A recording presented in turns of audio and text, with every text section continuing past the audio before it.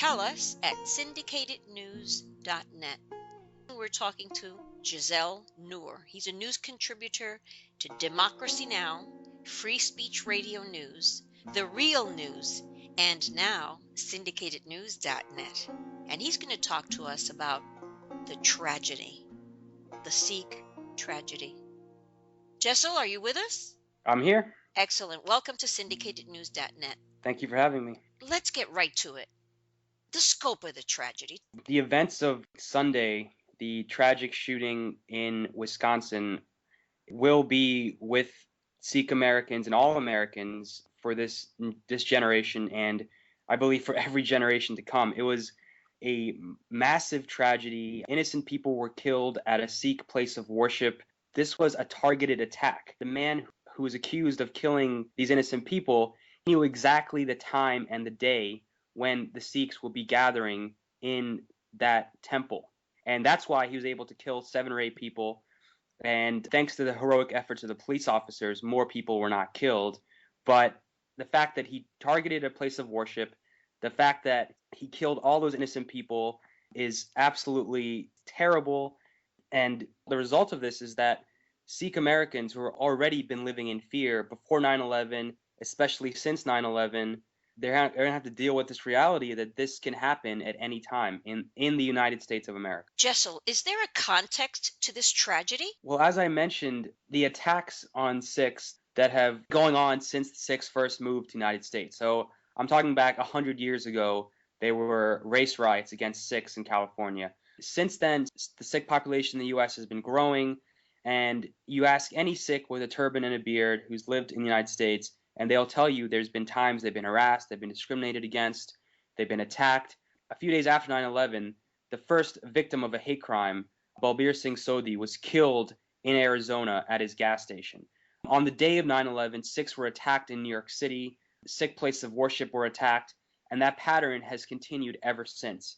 And the media has either ignored these attacks or they have not reported them as much as they should have. And there's been no awareness of the Sikh community has made outreach efforts to organizations like the Sikh Coalition. It's all gone on deaf ears. And it's taken a tragedy like this for Americans to wake up and understand who the Sikhs are and that this is the reality they face every day. Now tell me, what's the bigger story here? Well, the bigger story is that you often hear that Sikhs are mistaken for Muslims. And that phrase itself is the bigger story. The idea that somehow it's okay to target or attack Muslims since 9/11. Bigger story also is that it's not just Sikhs that face these type of discrimination and hate crimes. It's all people of color in this country. The problem is really white supremacism, and that is white supremacy. It's a massive problem in this country, and until we get a grip on it, until we have an honest dialogue about it, until people like Mitt Romney, the Republican presidential candidate, stop calling acts like this a senseless killing, instead people like him use their influence to say, look, there's a lot of racists in this country. There's a lot of anger against foreigners and immigrants and anyone, and African Americans and Latinos and anyone that's not white, and that we have to deal with this because this is destructive and it needs to stop.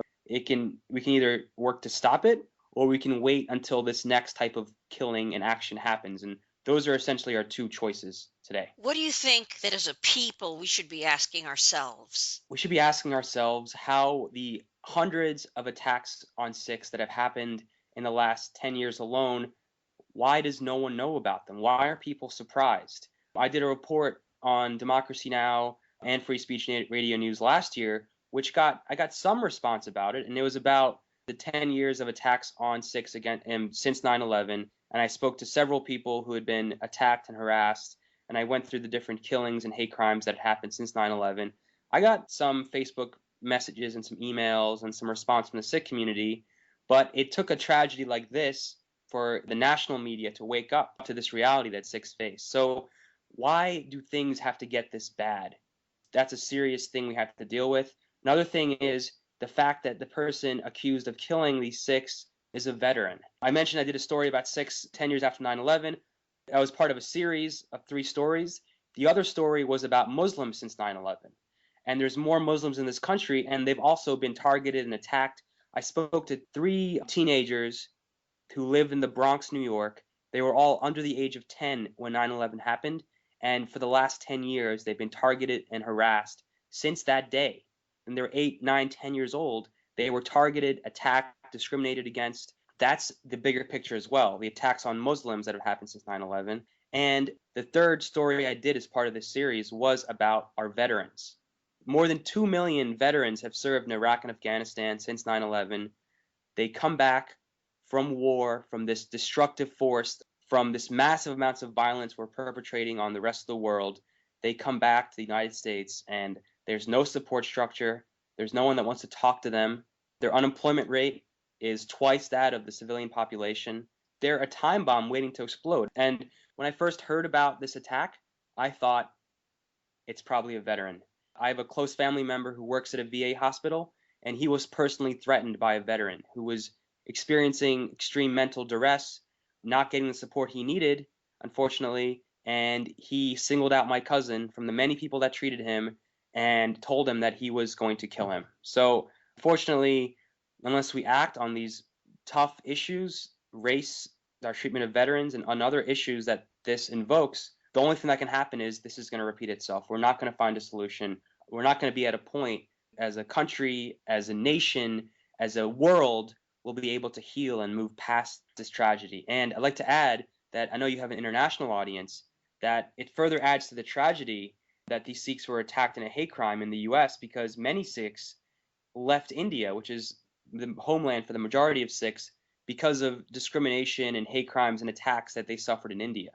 And they came to the United States, and now they're suffering the same fate. So that further adds to the tragedy, but I hope it gives people the courage to deal with the bigger issues, the deeper issues, and hopefully we're able to move on from this and find some type of resolution, find some type of peace. That's all we can hope for. This is Jaisal Noor, and I'm on syndicatednews.net.